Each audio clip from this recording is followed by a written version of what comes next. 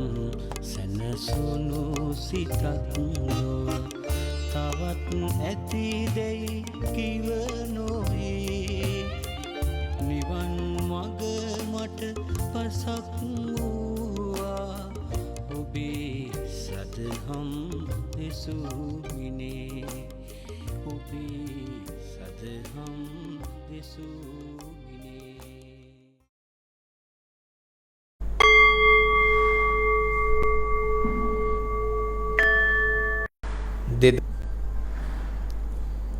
විසි දෙක වසරේ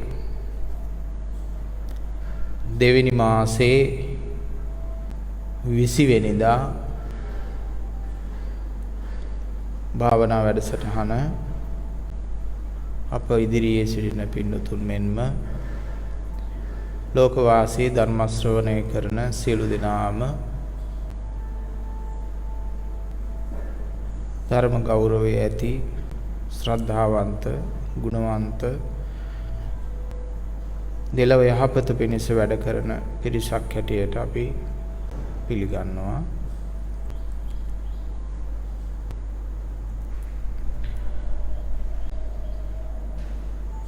සෑම දිනයකම උදෑසන සිහි කරනවා ගත යුතු වචනයක් වෙනවා.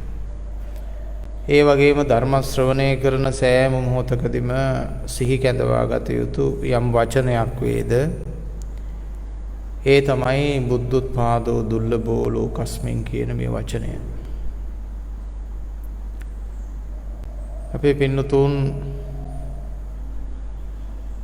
භූගෝල විද්‍යාවන් ආදී තාරකා විද්‍යාවන් ආදී දේවල් හදාරන ඉගෙන ගන්න පින්නතුන් හැම මොහොතකදීම හොඳටම දන්නවා මේ මහා පෘථුවිය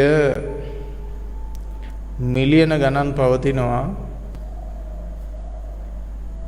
නමුත් මේ බුදුවරයෙක්ගේ උප්පත්ති භාවය සම්මා සම්බුදුවරයන් වහන්සේ නමක්ගේ උප්පත්ති භාවය අහන්න ලැබෙන්නේ මෙවැනි ජීව ශක්තියක් දියුණුව පවතින්නේ බොහෝම කලාතුරකින් කාලයක. ඉතින් අපි මේ ජීවත් වෙන්නේ අතිශයින්ම දියුණු සම්පත් තියෙන ගෝලීය සංවර්ධනය තියෙන කාලයක. මේ 800 900 මේ 2000 වසර වල තමයි මේ සියලු පහසුකම් සංවර්ධන පවතින්නේ. ආයිත් මේ ලෝකේ ආයි මුලට ගිහිල්ලා ආයි ඇති වෙන්න නැති වෙන්න පුළුවන්. කොහොමත් ලෝකයේ පිළිබඳව විද්‍යාත්මකව බලන කල්හි සෑම වසර ලක්ෂයකට වරක් වගේම හිම යුගයක් ඇති වෙනවා. ඒක ධර්මයේ සඳහන් වෙනවා. ජලයෙන් වැසී පවතින යුගයක් හට ගන්නවා. ඒ වගේම වියලි සම්පූර්ණ කාන්තාර මුඩුබිම් හට ගන්න යුගයක් හට ගන්නවා. ඉතින් විවිධ පරිසරයන් ඇති වෙලා තමයි පින්නතුනේ මේ යුගය මේ தත්ත්වය මේ අද තියෙන නිසා manussත්ත්ව පටිලාභෝ දුර්ලභෝ ලෝකස්මින් ඒකම බුදුරජාණන් වහන්සේගේ සද්ධර්මයේ පහළ වීම සද්ධර්ම ශ්‍රවණෝ අති දුර්ලභයි අති දුර්ලභ වූ කාරණයක් පහළ වෙලා තියෙනවා. කවුරු පිළිගත්තත් නැතත් පහළ වෙලා තියෙනවා. ඒ දේවල් ටික නිරන්තරයෙන්ම සිහි කැඳවා ගන්න ඕන. කල්පනා කරලා බලන්න ඕන. නැත්තම් අනුන්ට ඉරිසියා කර ක්‍රෝධ කර තණ්හාවෙන් ලෝභයෙන් ಗುಣමකු කමෙන් අරයාගේ ගුණ නසාගෙන මෙයාගේ ගුණ නසාගෙන ජීවත් වෙලා ඉඳලා වැඩක් නැහැ.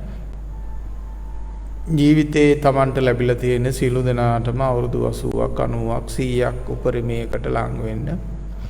ඉතින් මේ සියවසේ ඇතුළතදී මේ මහ පොළොවේ සියලු දේ අතහැර ඉඩකඩම් දීපල නම්බුනාම නිලතල යාළුවෝ මිත්‍රයෝ හිතයිසී ඔය හැමෝම හිතාගෙන හිටපු අර පුස්සිතුවිලි පද්ධතිය අතහැර දාලා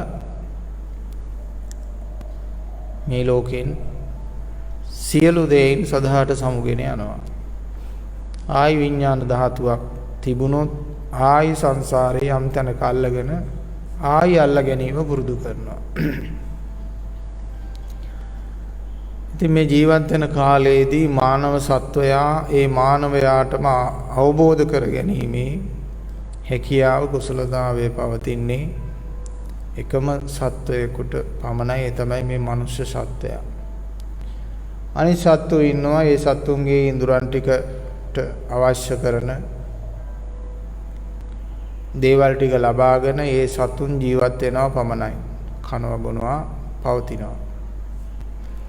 ඉතින් මේ මානව සත්වයාට පමණයි, මේ මනුෂ්‍ය සත්වයාට පමණයි තමා පිළිබඳව අවබෝධ කරගෙන තමන්ගේ හිත පාලනය කරගන්න පිළිබඳව අවබෝධ කරගෙන මේ කුසලයයි කියලා අවබෝධ කරගෙන මේක අකුසලයයි කියලා අවබෝධ කරගෙන කටයුතු කරන්න අවස්ථාව ලැබෙන්නේ.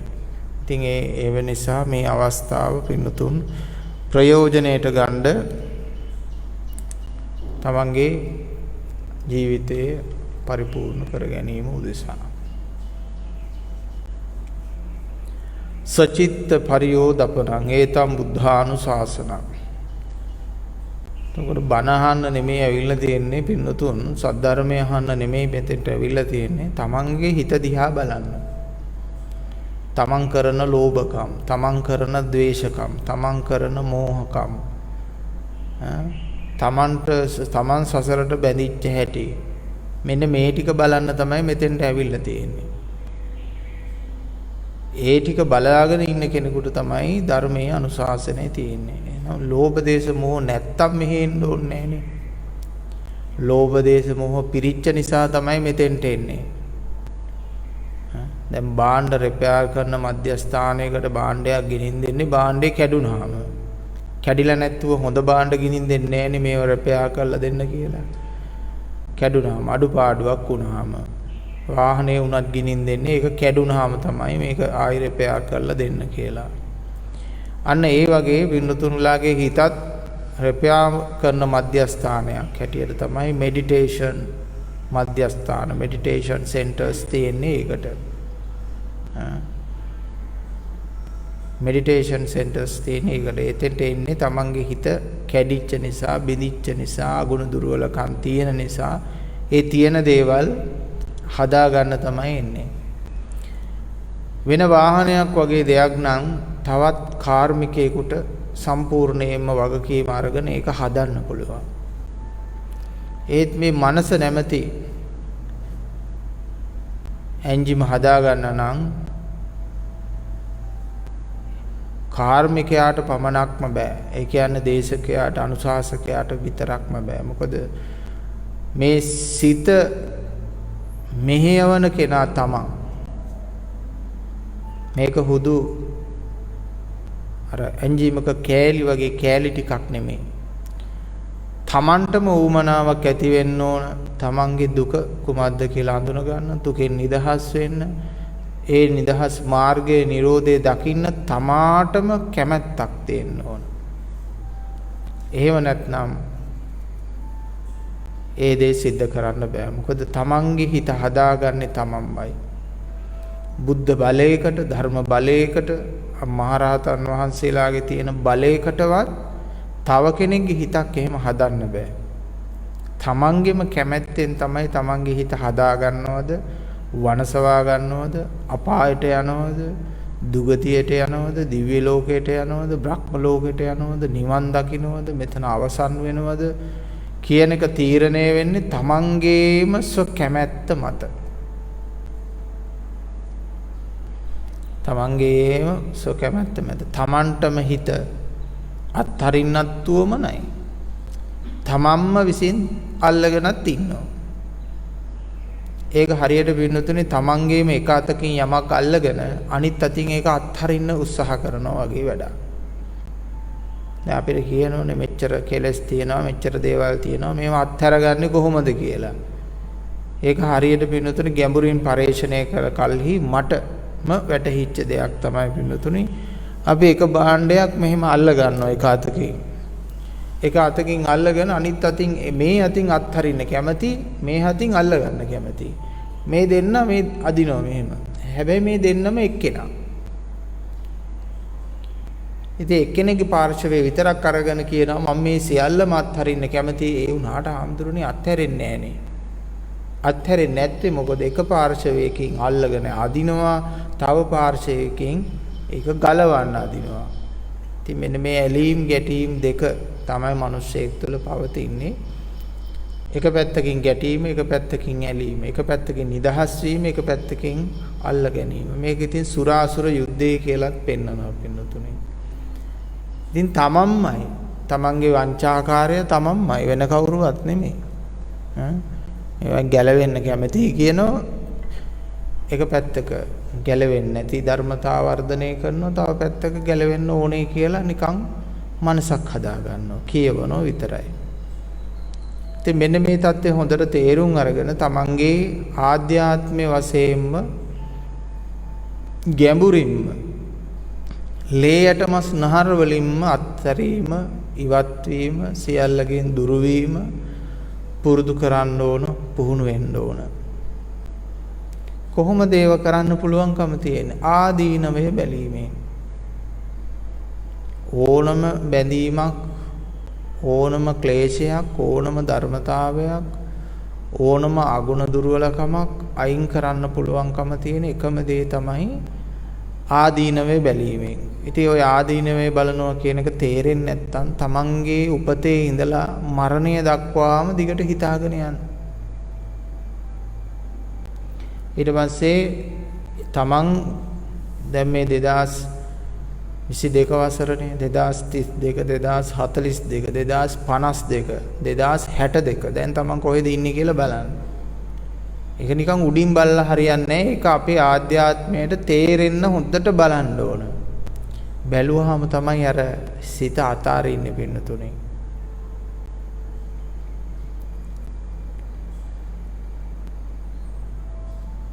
හිත අනවබෝධයෙන් යම් දේවල් අල්ලගෙන ඉන්නේ. හරියට පින්නතුනේ දිනුම් මැදීමට නියමිත ටිකට් එකක් වගේ ගොඩක් දේවල් අල්ලගෙන ඉන්නේ. හැබැයි දිනුම් ඇදලා ඉවර වුණාම මොකද කරන්නේ? අනේ ඒක දිනුමක් නෑනේ කියලා දිනුම් නැති ටිකට් බොහෝම සන්තෝෂෙන් ඉරලා වීසි කරනවා. ඒ වගේ දිනුම් මැදීමට නියමිත ටිකට් එකක් වගේ සංකල්ප රාගෝ කියන විදියට සංකල්පමය රාගයකින් මේ ජීවිතේ මමය, මගේ ආත්මය, මේවයි ජයග්‍රහණයක් තියනවා, වටිනාකමක් තියනවා කියලා හිත අල්ලගෙන ඉන්නවා. මෙන්න මේ විදියට පින්නතුනේ ජීවිතේ ආදීනවය පෙන්වන කල්හි අර හිත තේරුම් ගන්නවා මේ හිතින් උපාදාන කරගත්ත කිසියම් දෙයක්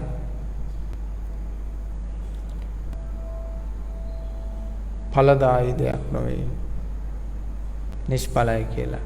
අන්න ඒ හිතට තේරුණොත් පමණයි ඒ හිත අතහරින්නේ.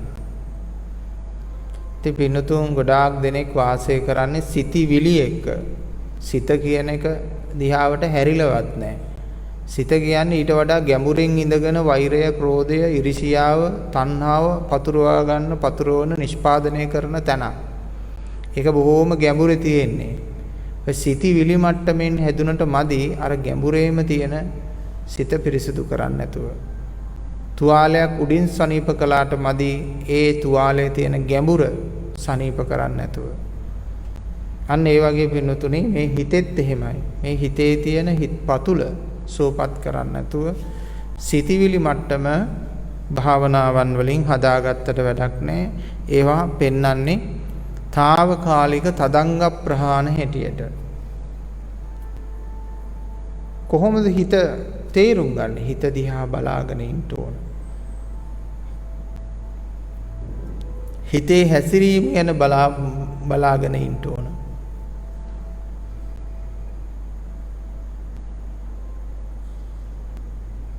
සිතේ පැවැත්ම ගැන බලාගෙන ඉන්න ඕන. මෙතෙක් සිත පැවතුණු ආකාරය පිළිබඳව බලන්න ඕන.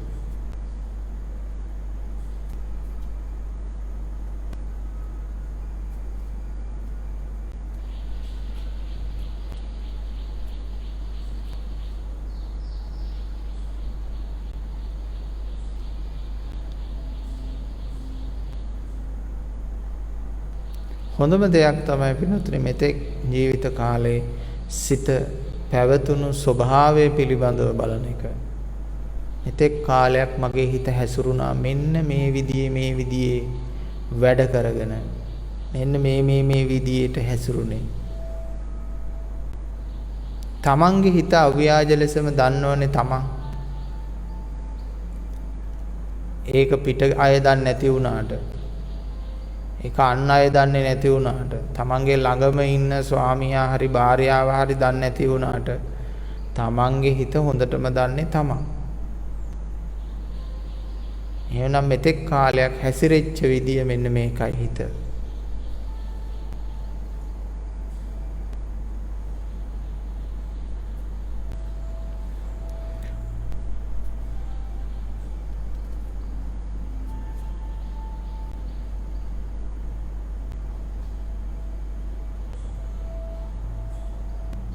ධර්මයේ පාවිච්චි කරන වචනයක් මේ ගිහි පුතත්ජන මිනිස්යන්ට නිස්කාම භෝගී කියලා.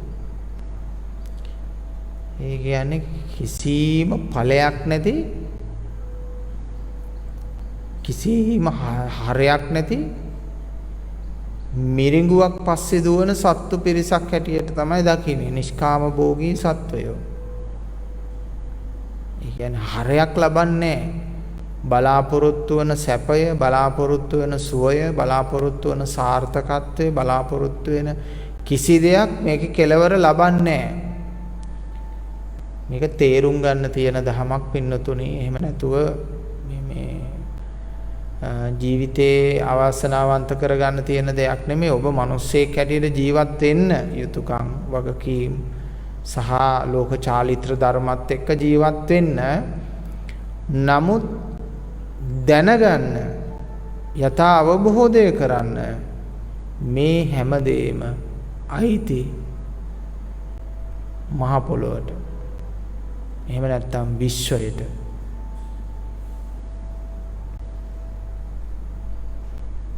මුලින්ම සියල්ල අතහැරපු පුජ්‍යලයක් වෙන්න ඕන, සූදානම් කෙනෙක් වෙන්න ඕන.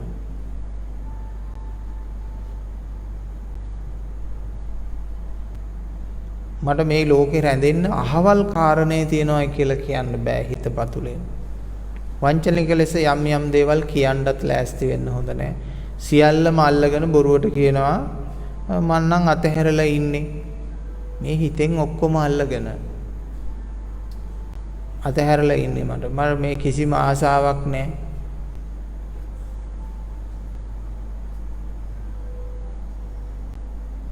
හරි පුදුම දේවල් වෙන්නතුනේ. දවසක් ඉතින් ඔන්න ඔහම අම්ම කෙනෙක් ඇවිල්ලා කියන මං කිසිම ආසාවක් නැහැ නේ හම්දුරනේ කිව්වා. මේ මාලාරෝ මේ දාලා හිටියට මේ කිසිම ආසාවක් නැහැ කිව්වා. මං කිව්වා එහෙනම් මට දීලා යන්න ඕක කියලා. එතකොට කියන බෑල්ලු. ඒක කිව්වේ බලන්න කිව්වේ. එතකොට මොකද්ද මේ? තමන්ගේ හිතටම වංචනික ධර්ම. තමන්ගේ හිතටම වංචනික ධර්ම කිසිම ආසාවක් නැහැ කියලා කියනවා. මේ අනන්ත බැඳිලා දරුවන්ට ඔක්කොම ඉඩ කඩන් දීලා දැන් මං නිදහස් වෙලා ඉන්නේ, මට කිසිම ආසාවක් නැහැ කියනවා. මේ හිතෙන් හොඳටම අල්ලගෙන මලොත් එහෙම ඊළඟ ආත්මයේ ඉඩ කඩන් වල පෙරේතෙක් වෙලා උපදින මට්ටමටම හිත අල්ලගෙන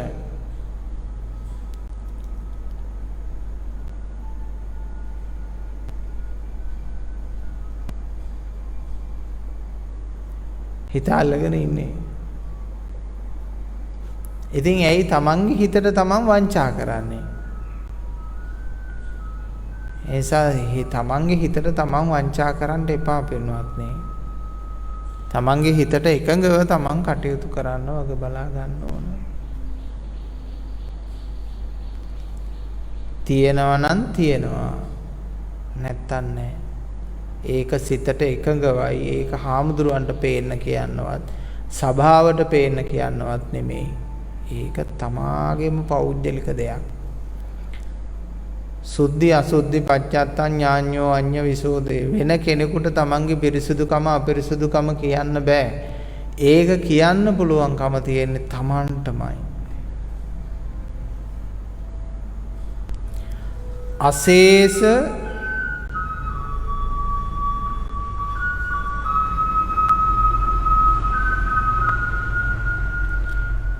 විරාග නිරෝධෝ. අපේ හිතේ පොඩ්ඩක්වත් ආසාවක් නැතුව අතහැරලා දැම්මොත් අන්නේ මොහොතේදීම නිර්වාණ අවබෝධය සිද්ධ වෙනවා.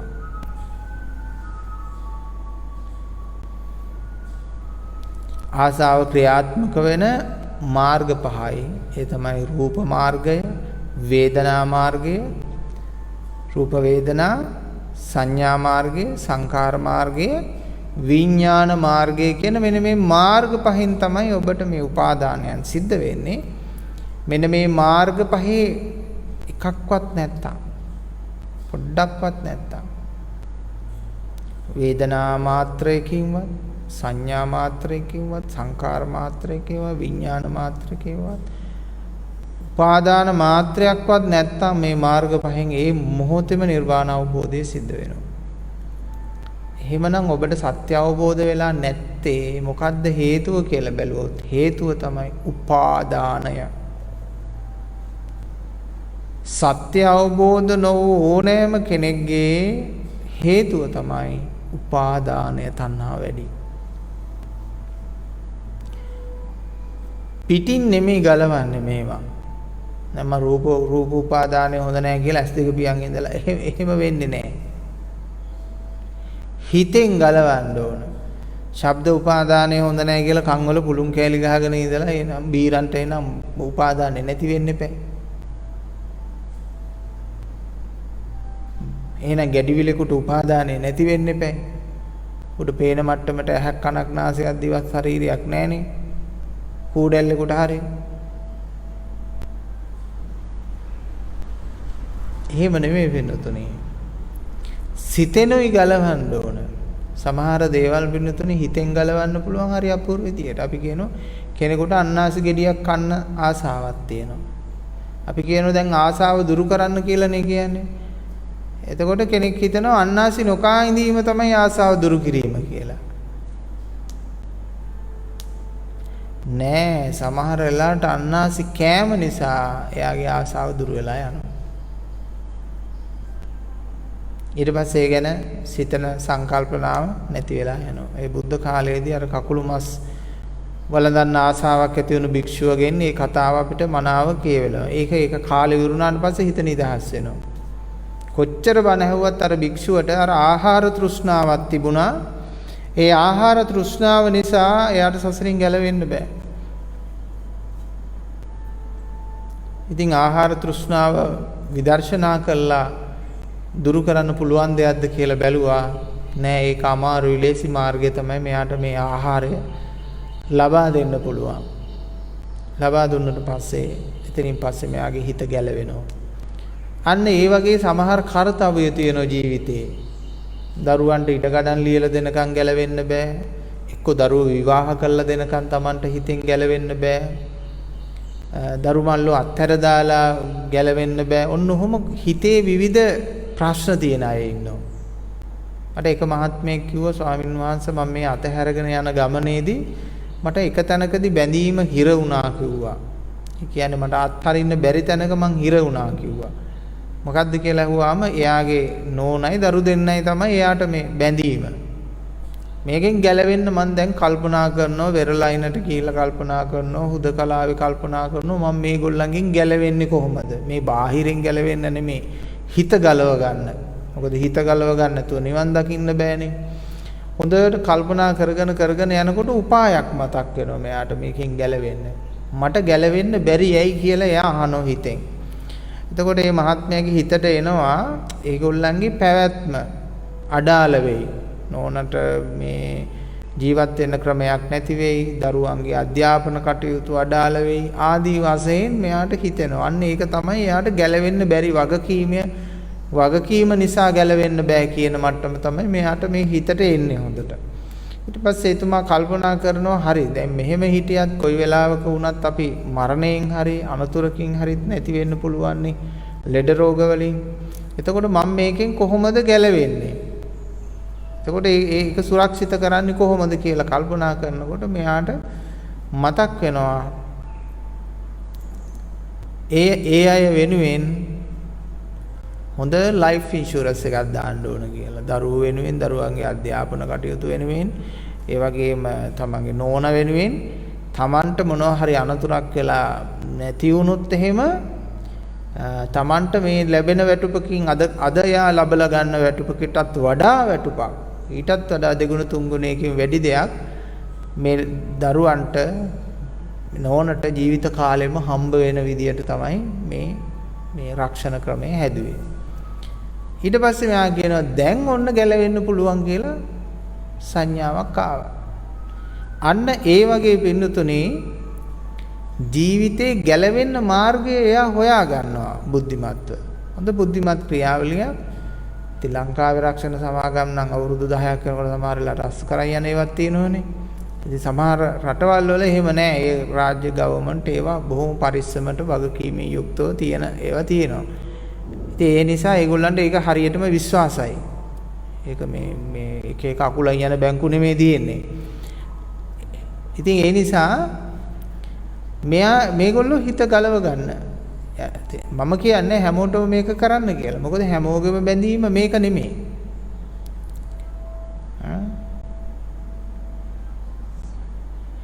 ගැලවෙන්න බැරි බැඳීම්. හිත ගලව ගන්න බැරි බැඳීම් සියල්ලම අර වගේ අස් කර ගන්න උපායක් ගන්න පුළුවන් කියලා තමයි මම පෙන්නලා දුන්නේ. ඒ නිසා පින්නතුන්ටත් බලන්න මේ වගේ බැඳීම් ඇති. මාන්න උද්දච්චකම් ඇති.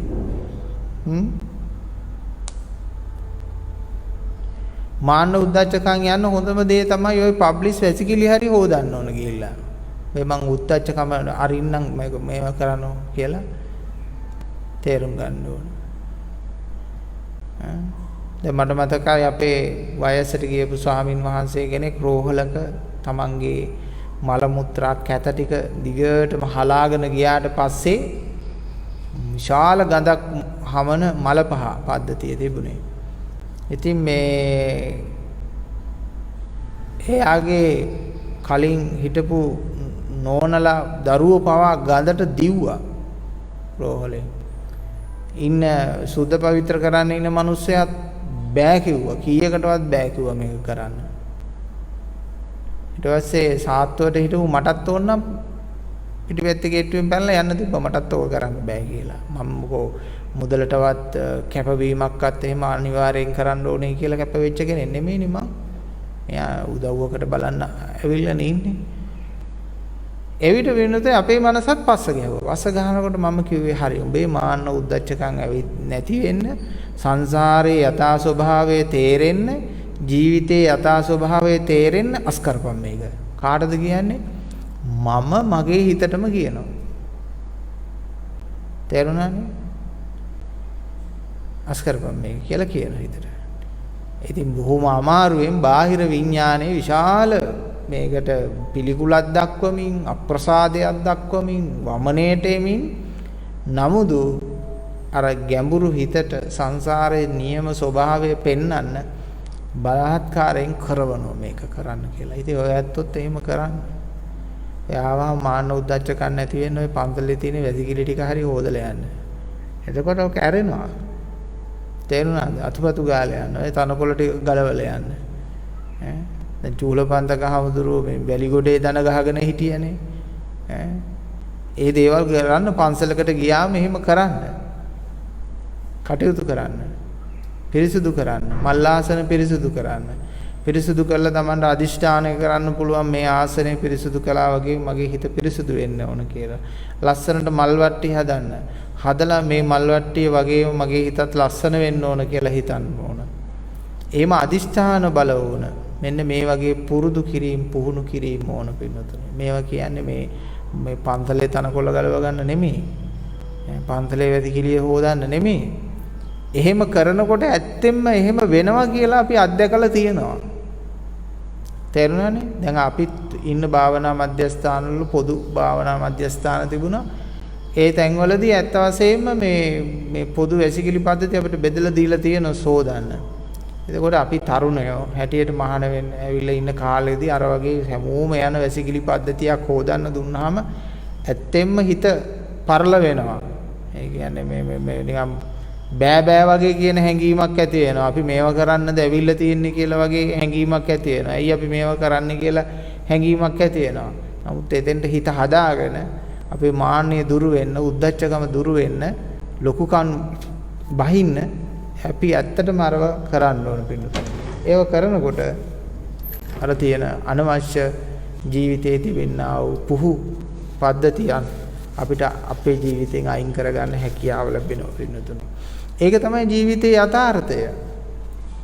ඒක තමයි ජීවිතයේ ස්වභාවය කියලා අවබෝධ වෙනවා. තව ශක්තිමත් වෙනවා.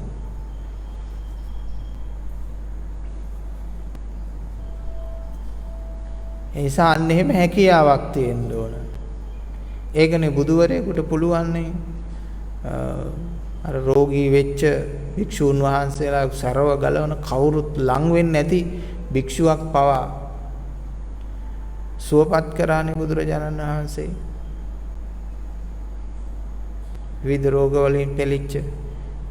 ඉතින් අර ඒ වගේ බුදු කෙනෙකුට පුළුවන් ලස්සනම ලස්සන මලක් දිහා බලලා මල් යායක් දිහා සෝභා දහමක් දැස බලලා ඒ ස්වභාවය දකින්නත් ඒ වගේම අර වගේ ඊටාම ප්‍රාථමික තැනකින් දුර්ගන්ධය හමන තැනකින් කටයුතු කරන්න. දැන් අපි අහලා තියෙනවා භික්ෂුන් වහන්සේලාට සමහරලාට ඒ කාලේ පිණ්ඩපාතේ වඩින්න ගියාම දාණය බෙදනකොට එක්තරා ලාදුරු රෝගියෙක්ගේ ඇඟිල්ලකුත් දානේ පාත්‍රයට වැටිලා ඒ මිනිස්සයා දන්නෙත් නැහැ.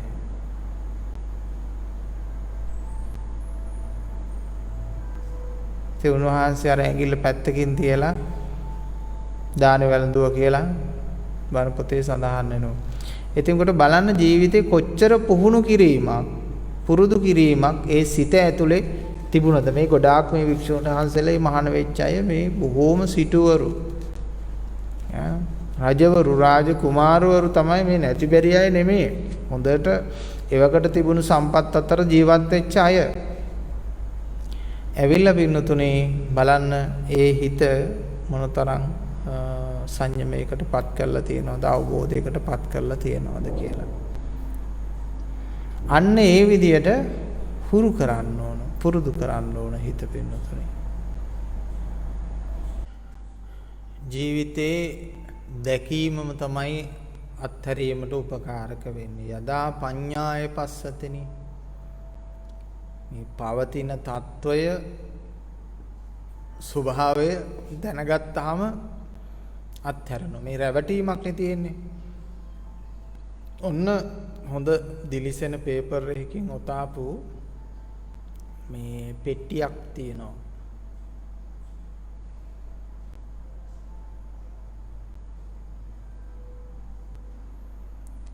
ඉතින් මේක දැන් ඔතාපු මිනිස්සයා ඉන්නවනේ. එයත් ඔය ළඟ ගිහින් ඉන්නවා.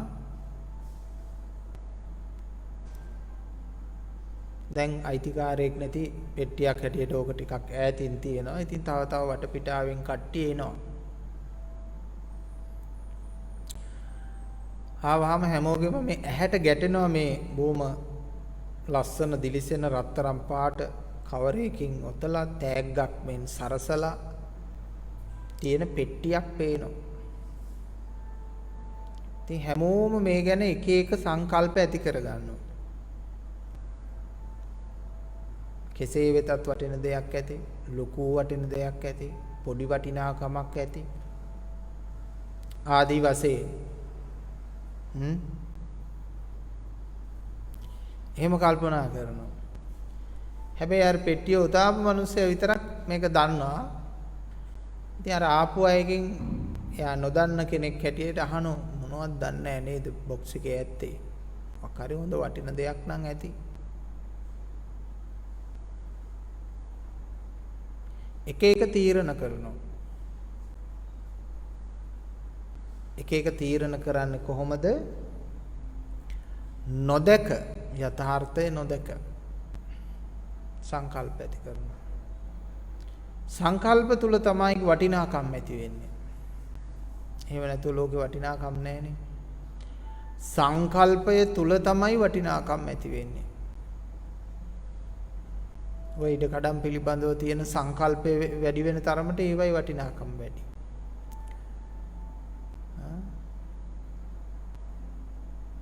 ඒකේ සංකල්පමය ස්වභාවය වැඩි කරනවා. වැඩි කළාම ඒකේ වටිනාකම වැඩි. මිනිස්සු නොවටිනා දේවල් පවා ගන්නවා සංකල්ප ස්වરૂපය වැඩි කළාම.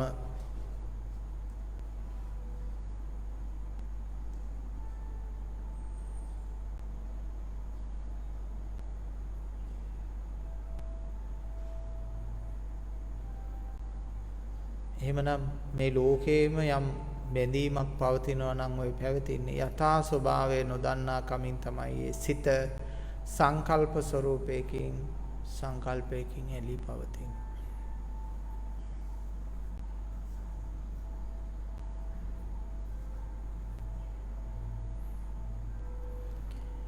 ඉතින් පින්නතුන්ට මේවා දේශනා කරන්නේ හාමුදුරුවෝ ඔක කරලාද කියලා කෙනෙක් අහන්න පුළුවන්. ඔව් මං කරපු නැති දෙයක් මං දේශනා කරන්නේ නැහැ. මම කරලා එතන අවබෝධ කළාට පස්සේ තමයි දේශනා කරන්නේ. එතන කරලා ඒ සම්පූර්ණයෙන්ම අවබෝධ කරගෙන ඒක අහවර කරගත්තට පස්සේ ආයි ඒක අපහසුයෙන් කරන්න ඕනේ. ඒක ස්වභාවය තුලින්ම ඒ නොඇලීම, ඒ නොබැදීම ලෝකයට ඒ උපාදාන රහිත බව පවතිනවා.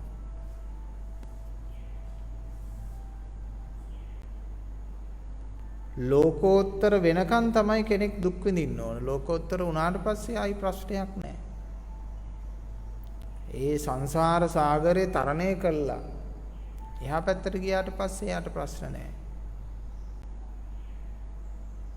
මොකද ඒ අවබෝධය පරිපූර්ණයි. ශරීරයේ තිබෙන්නා වූ අර දිට්ඨිය එළවා දැම්මට පස්සේ එයාට පහසුවෙන් ජීවත් වෙන්න පුළුවන්. එයාට ආයි බන ඕනේ නැහැ. බන අහන්න ඕනත් නැහැ. සත්‍ය අවබෝධ වුණා නම් හරියට සත්‍ය අවබෝධ වුණා නම් එයා ජීවිතේට ආයි බන අහන්නේ නැහැ. ඒකට හේතුව අවශ්‍ය වෙන්නේ ධර්මයේ. ධර්මයේ තමා තුළින් උපදිනවා. දැන් තමන්ගේ ළිඳේ වතුර තීද්දී එහා ළිඳෙන් වතුර ගේනවා කියලා කිව්වොත් මේක බොරුවක් නේ.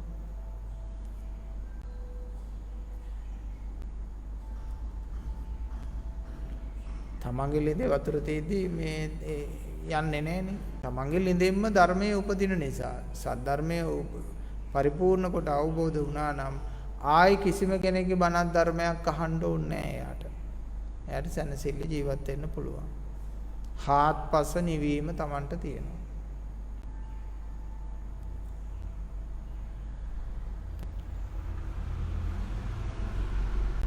දැන් බුද්ධ කාලීන ඒ භික්ෂුන් වහන්සේලා ධර්මයේ ඇසී බුදුරජාණන් වහන්සේගේ ධර්ම අවබෝධය පිණිස නැවත නැවත දෙයක් අහන්න ඕන කියන තැන ඉඳලා නෙමෙයි. උන්වහන්සේලා දේශකයෝ නිසා බුදුරජාණන් වහන්සේගේ අලුත් විග්‍රහයක් දේශනාවකට උපකාර කරගන්න පුළුවන්. අලුත් වචන යොදා ගන්න පුළුවන්.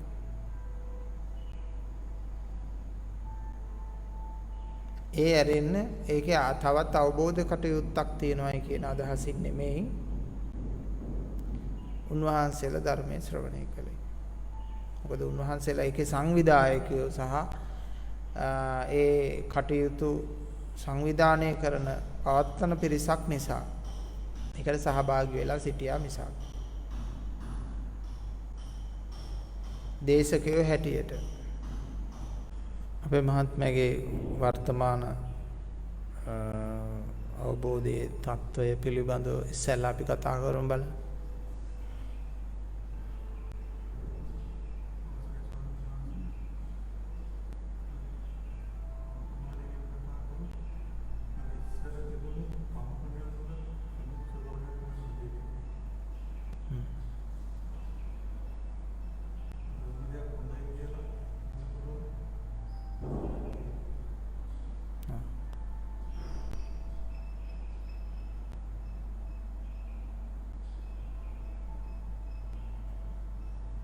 කොහොමද එතෙන්ට ආවේ මොන වගේ ගැටලු තිබුණොත් ටිකක් පුටු ඉස්සරහට ගන්න මෙමය.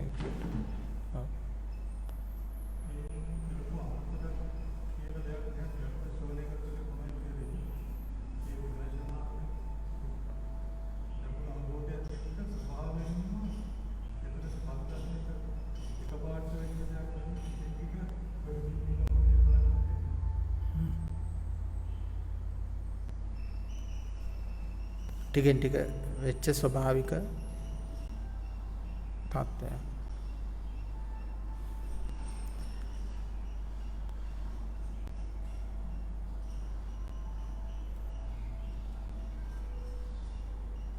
තමන් කොයි බහරි තැනක දැන් නතර වෙලා ඉන්නවද?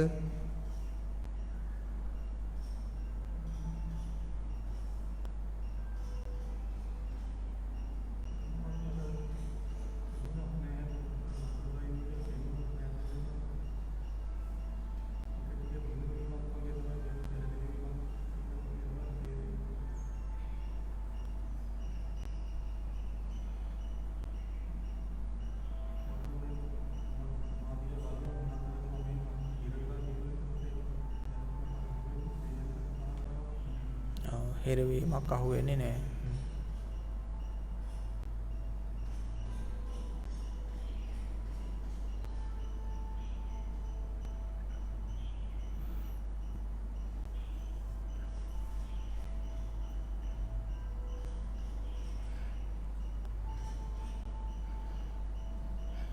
මනස හසුරවන්නේ කවුද?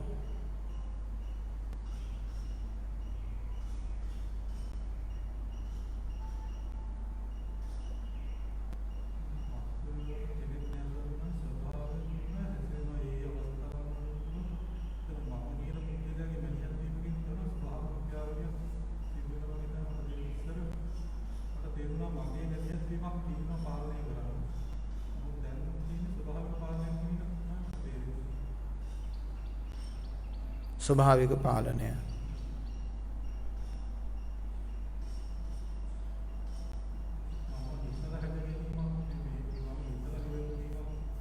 නෙමෙයි.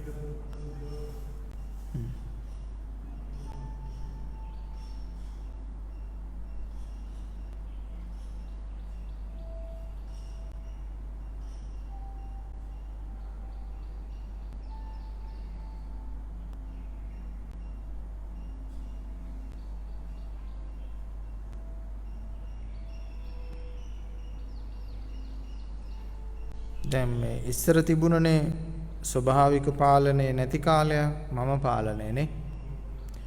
මම පාලනය නිකන් ගව පාලනය වගේ. දැන් ගවිව බලා ගන්න ඉන්න කෙනෙක්ගේ ස්වභාවය තමයි හැමතිස්සෙම අවදියෙන් බලාගෙන ඉන්නවා. මේ ගවිය කොහාටද යන්නේ කියලා ඔංගරක බලාගෙන ඉන්න ඕනේ ඇස් ගහගෙන.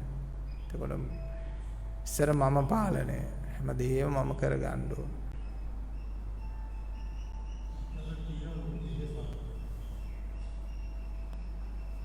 ලොකු වෙහෙසක් තියෙනවා. ඔව්. මමත්වයෙන් යුක්ත පාලනය හරීම වෙහෙසයි. ඔව්. ඒක බුදුහාමුදුරුවෝ උපමා කරේ කරත්තේ කර තියාගත්ත ගුණෙකුට ලැබෙන වේදනාව වගේ කියලා. ඒ කාලේ තිබුණු උදාහරණයක් ඉතින් බුදුහාමුදුරුවෝ ගෙනාවේ. නිරන්තරයෙන්ම කරත්ත තියෙනවනේ, පා යනවනේ. ඉතින් ඒක නිසා බුදුහාමුදුරුවෝ උදාහරණයක් ගත්තා. ඔන්න බලන්න අර සතාර සෙම හලාගෙන හරියට දුර බැහැර කරත්ත ගෙනියනවා සත්තු බැඳලා. ඉතින් මේ කොච්චර වේදනාව විඳිනවද ඒ සතුන් කියලා දැක්කා ඒ කාලේ.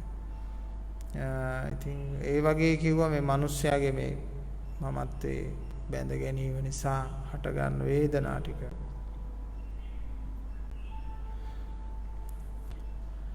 මමත්වයෙන් බැඳුනහම මනස හරිම බරයි.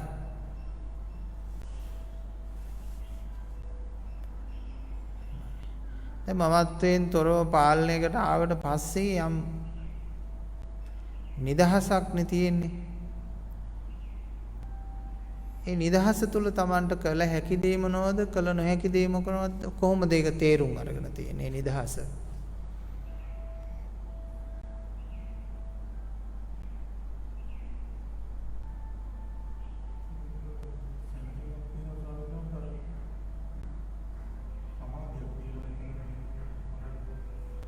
හොඳ චිත්ත සමාධියක් තියෙනවා. ඒ කියන්නේ අරමුණකට එකඟ වූ සමාධියක්ද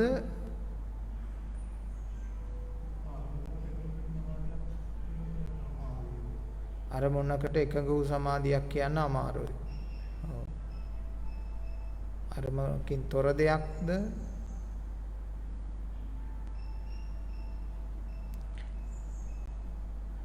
ගොඩක් දේවල් අසන්නන්ටත් හැමෝටම තේරුම් ගන්න තමයි අහන්නේ.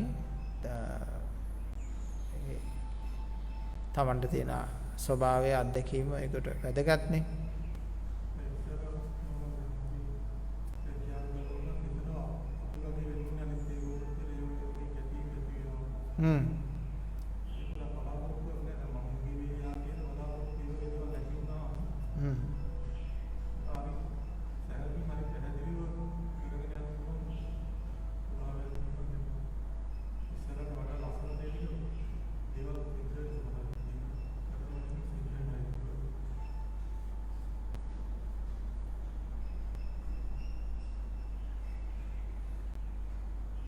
අත්හරින්න බැරි බැඳීමක්. අර මම අර දේශනා මුලින් කිව්වා වගේ මහත්යෙක්, ඒ වගේ මහත්යෙක් නෙවෙයි, මහත්යටත් දරු පවුල් ඉන්නවා, ස්වාමී දියණියක් ඉන්නවා, ඒ වගේ පිරිසක් ඉන්නවා. එතකොට හිතෙන් අත්හරින්න බැරි දේවල් මොනවද තියෙනවද?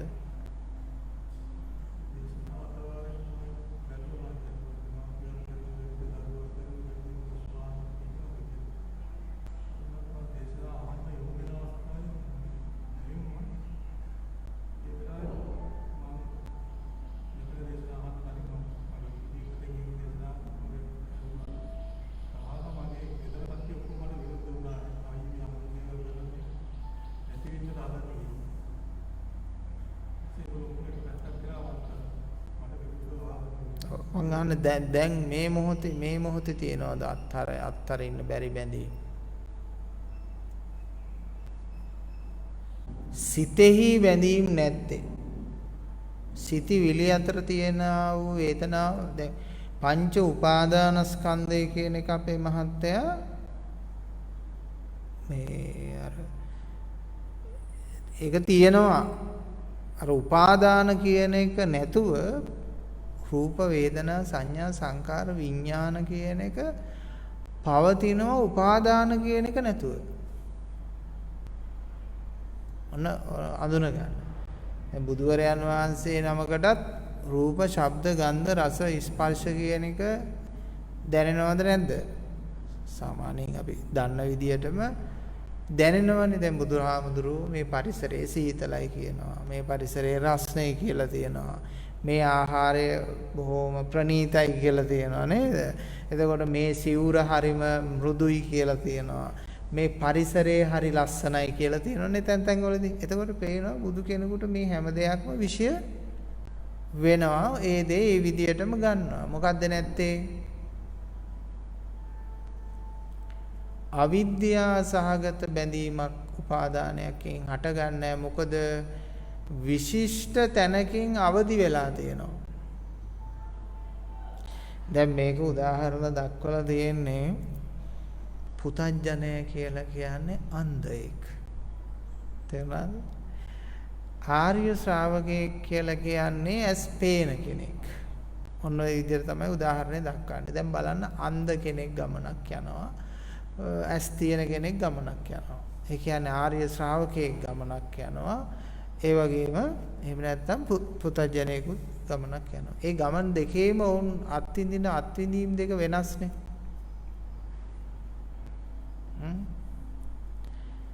නොදක යන්නේ, නොදැන යන්නේ. තමන්ගේ ජීවිතයේ යම් කිසි අර අතරමං වූ ස්වභාවයක් තිබුණනේ. තෙරක් නොදකින්න තැනක මොකද්ද ඉබාගාතේ හොයන ගතියක් තිබ්බනේ. ඒකට මොකද වුනේ? දැන් කොහොමද ඒක තත්ත්වේ?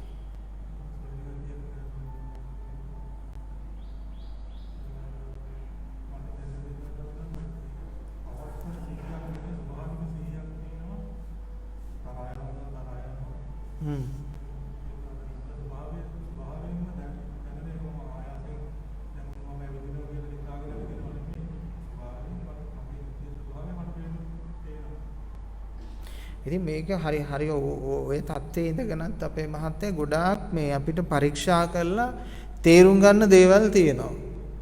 තේරුණානේ?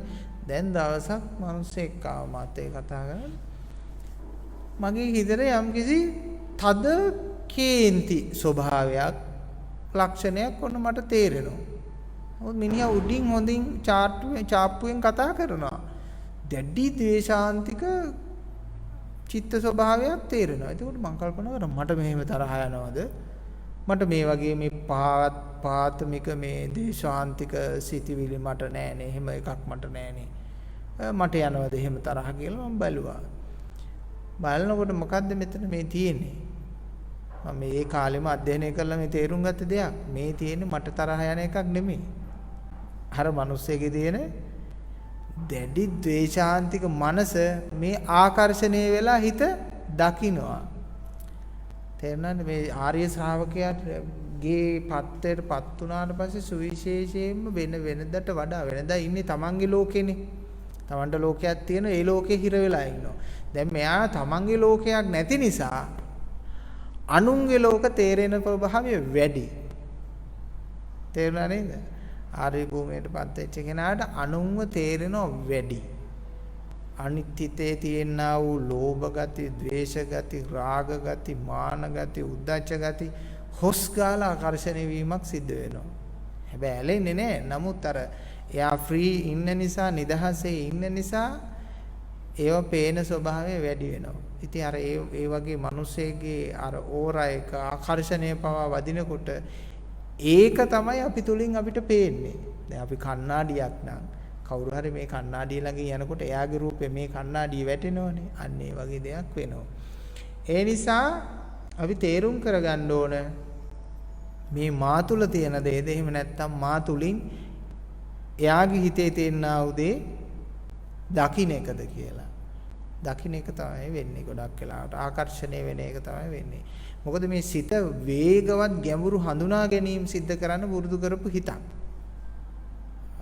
මේ ආර්ය භූමියට යන හිතේ ස්වභාවය එහෙම තමයි. අතිශය සියුම් දේවල් පවා හඳුනා ගන්න පුරුදු කරපු හිතක් තමයි මේ බුදුරජාණන් වහන්සේගේ මේ ආර්ය මාර්ගයේ විදර්ශනා මාර්ගයේ යන හිත කියලා කියන්නේ. කියන්නේ ඝන අන්ධකාරයේ වැඩිලා තියෙන ඉදිකට්ටක් අහුලා ගන්න මට්ටමට සියුම්ම ජීවිතය අධ්‍යයනය කරන කෙනෙකුට තමයි සත්‍ය අවබෝධ වෙන්නේ. අර අස්ලොන් ගහක් පළලා විදිනවා කියන කෙනුත් අදහස් වෙන්නේ ඒක. ඒ කියන්නේ අතිශයින්ම සියුම් හඳුනා ගැනීමක් කරන්න පුළුවන් තීක්ෂණ නුවණක් තියෙන කෙනෙක් හඳුනා ගන්න. ඉතින් මේ තීක්ෂණ භාවය නිසා අනිත් අයව ආකර්ෂණය වෙන ස්වභාවය, දැනෙන ස්වභාවය හොඳට වැඩි. ඒ නිසා සමහරලාට ඒ තියෙනා වූ ස්වභාවයන් වල තේරුම් අරගෙන ඒ සිතිවිලි ධාමයේ තමයි පෙරලන්න එක්ක කතා කරන්නේ. එහෙම නැත්නම් උපදෙස් දෙන්නේ. එහෙම නැත්නම් ඒ සිතිවිලි ධාමයෙන් තමයි අපි කතා කරන්නේ. අන්න ඒකත් අපි අඳුනගත්තාම හොයාගන්න පුළුවන් මේ පුජ්‍යලයාගේ ප්‍රශ්නේ මට ආකර්ෂණය වෙනවද? එහෙම නැත්නම් මා තුළ ඒ උපදිනවද කියන කාරණේ.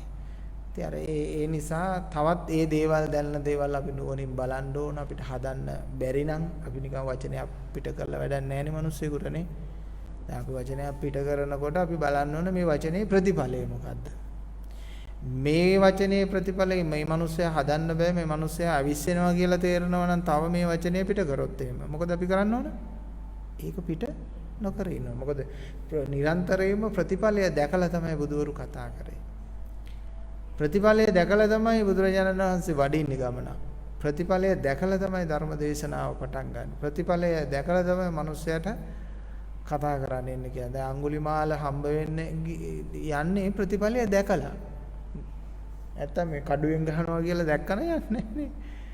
මේක මෙහෙමයි කියලා දකින්න. දැන් අර ඈතින් එද්දි උපතිස්ස කෝලිත තරුණයෝ දෙන්න අපේ මහත්තය අහලා තියෙනවද බුදුහාමුදුරු සාවනේ පෙර මග වැඩලා කවුරුත් පිළිගන්නේ නැහනේ. පෙර ගමන් ගිහිල්ලා පිළිගන්නේ නැහැ. අර මේ පොඩි චූ කොල්ල දෙන්නෙක් එනවා පොඩි.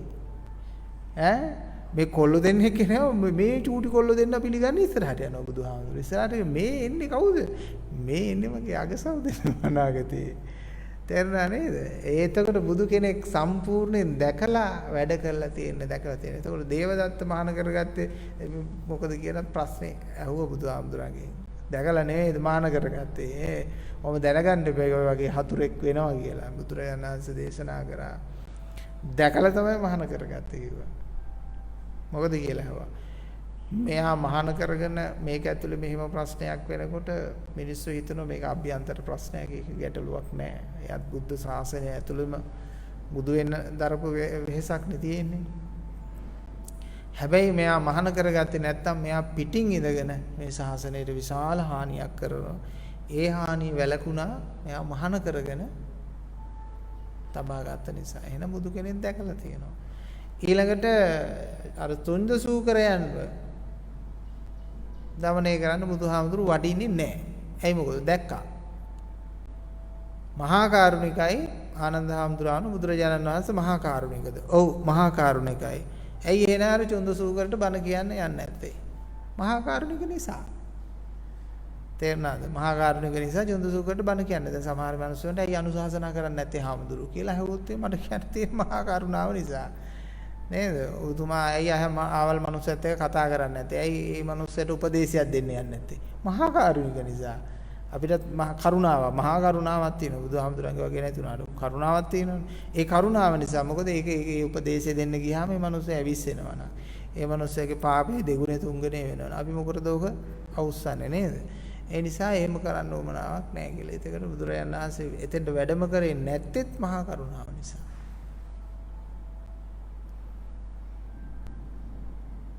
ඉතින් තමන්ගේ හිත හඳුනාගත්තාම තමන්ගේ හිත ෆ්‍රී නිකන් තියාගත්තාම ලෝකේ ගොඩාක් දේවල් තමන්ට තේරෙන්න පටන් ගන්නවා. ආකර්ෂණීය වෙනවා.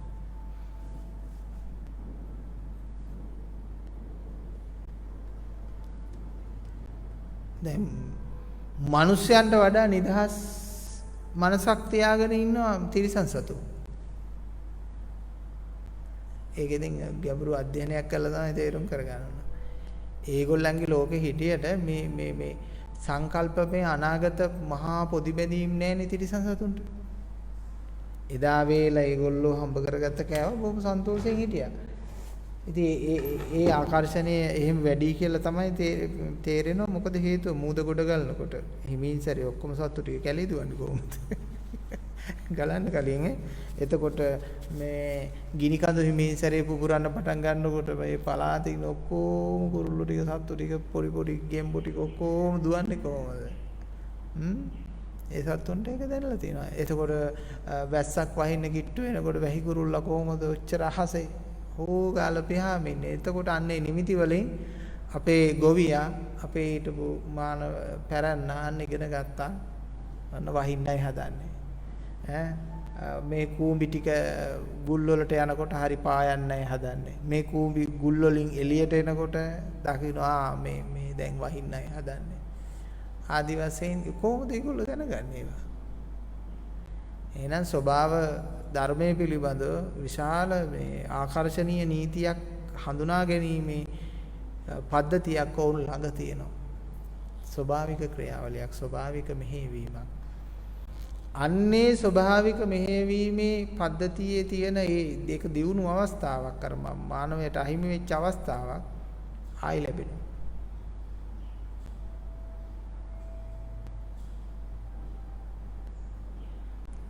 ඉතින් අපිට නුවණකුත් තියෙන්න ඕන. ඒ නුවණින් ඒ කරුණු තේරුම් අරගෙන ඇස්සැත්තෙකු ඒ දේවල් වල වැටෙන්නේ නැතුව, හැපෙන්නේ නැතුව, අනතුරු කරගන්න නැතුව යනවා වගේ අවබෝධයක් තමයි තියෙන්නේ. ඉතින් අපේ මහත්තයා අනිත් කෙනෙකුට මේක තේරුම් ගන්න පොඩි උපදේශයක් දෙන්න බලන්න. එතකොට අපිට පේන දෙයක් තමයි අපේ මහත්මයා ගොඩාක් මහන්සි වෙලා තියෙනවා, කැප වෙලා තියෙනවා දේශනා අහන්න.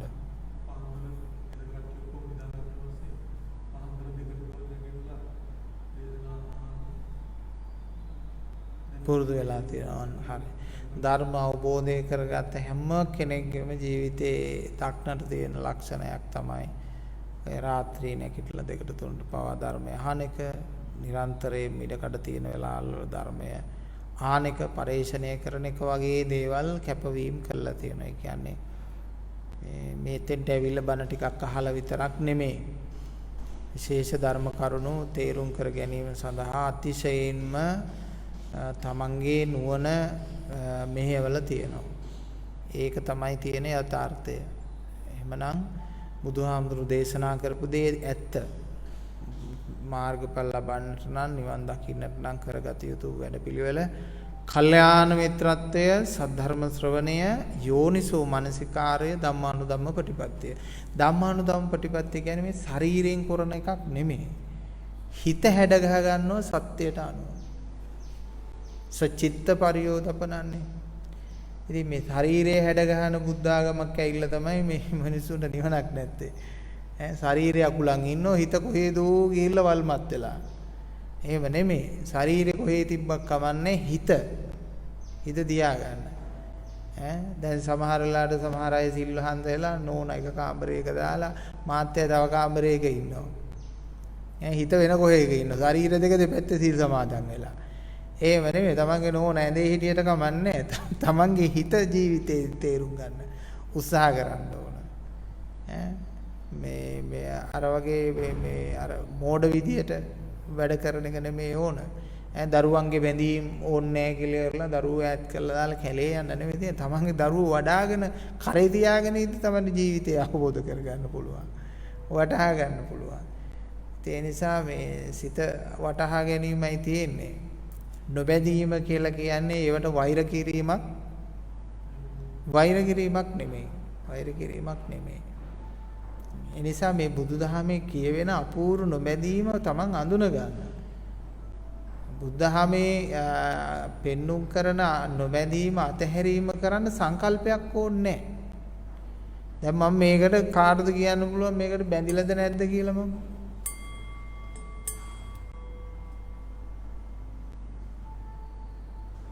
මිනිස්සෙක් මේකට වටිනකමක් දුන්නොත්, අගයක් දුන්නොත් ඒක තමයි බැඳීම. හැබැයි ඉතින් මේවට වටිනකම් දෙන්නේ නැහැ, අගයන් දෙන්නේ නැහැ කියලා මුස්පේත්තු වගේ මේවා තියෙන ඒවා පිළිවෙල කරන්නවත්, අපිරිසුදුව ඉන්නවත්, ඒවා විනාශ කරන්නවත්, අර නාස්තිකාරයෙක් වගේ හැසිරෙන්නවත් ඕනේ නැහැ. ජීවිතේ හොඳින් කළමනාකරණ කරන. දැන් ආනන්ද හාමුදුරුවන්ට මේ අන්තපුර ගාන්තාව අර සිවුරු 500ක් පූජා කළා. වස්ත්‍ර 500ක් පූජා කරා. ඒගොල්ලන්ට හම්බෙච්ච එක ඒගොල්ලෝ පූජා කරා. ආනන්ද හාමුදුරුවන්ට හැමෝම සන්තෝෂෙයි. එතකොට මේක දැකලා රජුරෝ ගිහිල්ලා ඔච්චර මොකටද හාමුදුරන්ට සිවුරු 500ක් ආනන්ද හාමුදුරන්ට මොකටද 500ක් සිවුරු කියලා. ඒ උන්වහන්සේ කිව්වා මට අඳින්න නෙවෙයි මම මේක ගත්තේ මේ මහාන වෙන අලුතෙන් එන භික්ෂුන් වහන්සේලාට මේක දෙනවා. ඊට පස්සේ ඉතින් මේක භික්ෂුන් වහන්සේලා ඇඳලා ඉවරලා පරණ වුණාම මේක පාවිස්සට ගන්නවා. පාවිස්සටත් මේ එහෙම නැත්තම් තව හට්ටි වලන් අල්ලන්න මේව ගන්නවා. ඊට පස්සේ සමහර ඒවා ටිකක් මූණ පිහදාන ගන්නවා. එහෙම වශයෙන් අරගෙන අවසානයේ බිත්ති වලට මැටි වලට අනලා මේක ගහනවා බිත්ති මේ වඩිච්චි ශක්තිමත් වෙන්න කිව්වා. ඒ කියන්නේ ඒ තරම් ප්‍රායෝගිකව කළමනාකරණයකින් යුක්තව මේ හැම දෙයක්ම පාවිච්චි කරනවා. දැන් කෙනෙක් හිතන්න පුළුවන් හරි ලෝභයිනේ මේගොල්ලෝ අඳින සිවුර අරගෙන ඒක පාපිස්සට හදනවා පාපිසි තව කොටස් මේව ප්‍රයෝජනෙට ගන්නවා අවසාන බිත්ති වලට මැටිත් හදලා ගහනවා පුදුම තණ්හාවක් නේ තියෙන්නේ රෙදි කෑල්ලක් වීසි කරන්නේ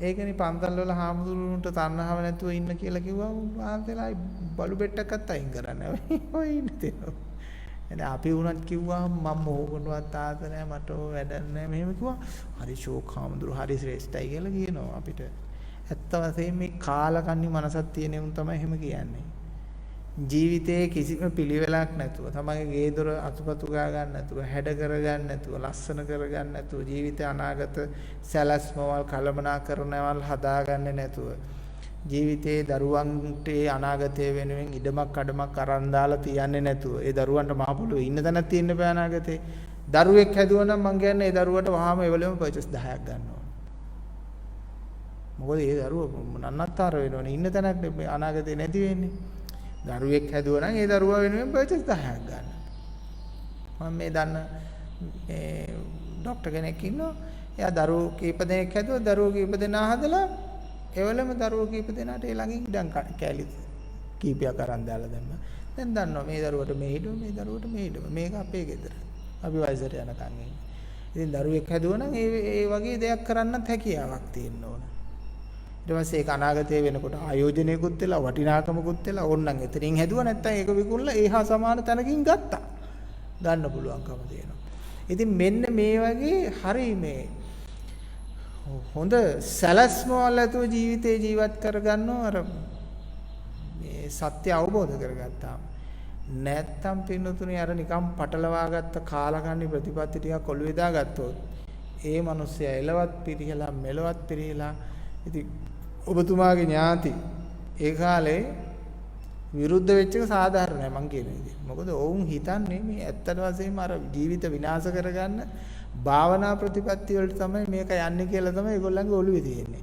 ඒ නිසා මේ දරුවා අපේ පවුලත් විනාශ කරයි අපේ දරුවන්ගේ අනාගතෙත් විනාශ කරයි මේ යකා ගිහිල්ලා මානවෙයි කියලා වගේ හිතිලා තමයි ඒගොල්ලෝ විරුද්ධ වුනේ. ඒ නිසා මේ විරුද්ධ වීම ඒගොල්ලන්ගේ දැනුමේ හැටියට ඒක සාධාරණයි. මොකද ඒ වගේ ප්‍රතිපත්ති තමයි තිබුණේ. අවසානයේ දෙලොවම නැති අර සොහොන් පෙල්ල වගේ වෙනවා භික්ෂුව. දැන් උනත් එහෙමයි ගොඩක් තැන්වල දැන් භික්ෂුන් වහන්සේලා ඔය පොඩි මහාන වෙනවා මහාන වෙලා ඉතින් පිරිවෙන් යනවා নানা ප්‍රකාර තත්ත්වයන් වලටපත් වෙනවා විනාශ වෙනවා ඊට පස්සේ විශ්වවිද්‍යාල වලට යනවා අතිශයින්ම දූෂ්‍ය වෙනවා විශ්වවිද්‍යාලයකට ගිහපු භික්ෂුන් වහන්සේ කෙනෙක් විශ්වවිද්‍යාල ශිෂ්‍යයෙක් කියලා කියන්නේ අතිශයින්ම දූෂ්‍ය වූ මිනිසෙක් බවට පත් වෙන මට්ටමක් තියෙනවා මේ මොහොතේදී ලංකාවේ. එතකොට එතනින් මෙහාට ඇවිල්ලා එයාට මොකද්ද කරන්න පුළුවන්? sannivedanayak හඳුනා ගන්න කෙනෙක් බවට පත් වෙනවා. කිසිම දෙයකට ද්වේෂ කරන්න ඕනේ නැහැ, වෛර කරන්න ඕනේ නැහැ, බැන වදින්න ඕනේ නැහැ, දුස් කියන්න ඕනේ නැහැ. ඒ නිසා අපිට ජීවිතය අඳුන ගන්න හොඳම මාර්ගය තමයි ගැඹුරු අවබෝධය. ගැඹුරු හඳුනා ගැනීම කියන වචනය අපි භාවිතා කරනවා. ඉතින් ජීවිතය හඳුන ගන්න හැමදෙනාගේම නුවණ තීව්‍ර කරගන්න යදා පඤ්ඤාය පස්සති සබ්බේ සංඛාරා අනිච්ච. ජීවිතය සාර්ථක කරගන්න තියෙන මාර්ගයක. ඉතින් හැමදෙනාටම සම්මා සම්බුදු සරණ වේවා, සුවපත් වේවා. අද දවසේහි පින් ඇති දායකත්වයේ දක්වමින් කටයුතු කරේ ඩී.එම්. සීලවතී පින්වත් නැතිනිය. එතුමියගේ අරමුණ බවට පත්වන්නේ ඩී.එම්. සීලවතී මහත්මියගේ සසරින් සමුගත් ස්වාමි පුරුෂයාට සහ එතුමියගේ මව සහ පියාණන් වයි.එම්. කිරිබණ්ඩා මහතා ඇතුළු හැම දෙනාට පුණ්‍ය අනුමෝදන් කරන්නට, ඒ වගේම සීලවතී මහත්මියගේ මෑණියන් සහ පියාණන් ඇතුළු සසරින් සමුගත්නට යෙදුණු සියලුම ඥාති මිත්‍රාදීන්ගේ භව ගමන සුගතිගාමී වේවා. ඉක්මන් භවයකදී මුතුන් නිර්වාණ අවබෝධයන් සැලසේවා කියන ප්‍රාර්ථනාවෙන් යුක්තව අද දවසේ දායකත්වයේ ධර්මයෙන් කටයුතු කරා ස්වාමීන් වහන්සේ ඇතුළු පවුලේ හැම දෙනාටමත් සද්ධර්මයේ ශ්‍රවණය කරලා හැම දෙනාටමත් ලෝකවාසී හැම දෙනාටමත් ආයුරාරෝග්‍ය සැප වර්ධනයේ සැලසේවා කියන අදහසින් යුක්තව අද දවසේහි පින් ඇති දායකත්වයේ දක්වමින් කටයුතු කරේ ඩී.එම්. සීලවතී පින්වත් මහත්මිය ඇතුළේ පවුලේ පින්නතුන්. ඒ හැම දෙනාගේ මුතුන් අවබෝධයන් බලාපොරොත්තු සියල්ල සඵල සිද්ධ වේවායි. හැම දෙනාටම ආයුරාරෝග්‍ය සැප වර්ධනයේ වේවා. සද්ධර්ම අවබෝධය අදාදම සැලසේවා කියලා ප්‍රාර්ථනා කරනවා. ඒ වගේම හැම දෙනාටම උතුම් සද්ධර්ම අවබෝධය සලසා ගන්නට තුන්වන්ගේ ආශිර්වාදය සැලසේවා. අභිවාදන සීලිස්ස නිච්ඡං උද්ධාපචායිනෝ චත්තාරෝ ධම්මා වඩ්ඩන්ති ආයුවන්නෝ සුඛං බලං ආයුරාරෝග්‍ය සම්පatti පඤ්ඤාවන්තස්සේ දුජාතෝ නිබ්බාන සම්පatti හිමිනාතේ සමිඤ්ඤතු සම්බුදු සරණ වේවා. සුවපත්